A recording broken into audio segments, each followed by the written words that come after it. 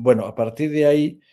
ya con la independencia de Bosnia y Herzegovina y comienzo de la guerra en Bosnia, con el asedio y sitio de la ciudad, pues se prepara una gran operación para la salida de unos 1.000 judíos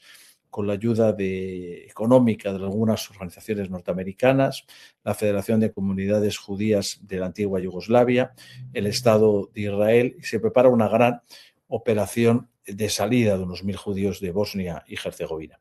Eso ocurre en el año 1992. Curiosamente, es una gran casualidad de que esa salida, ese segundo gran éxodo de los judíos sefardíes, coincide con el 500 aniversario de la salida de los judíos de España y la llegada a los Balcanes y al Imperio Otomano. Es una desgracia objetiva que coincidiera con todo ello,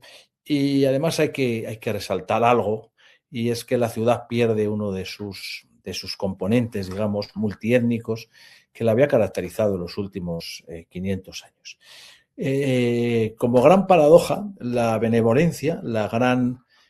asociación cultural de los judíos de Sarajevo,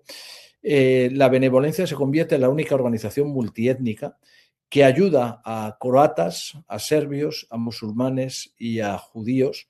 durante toda la guerra. Se convierte en la gran organización en la cual recurren los serbios, los croatas, los musulmanes y los judíos.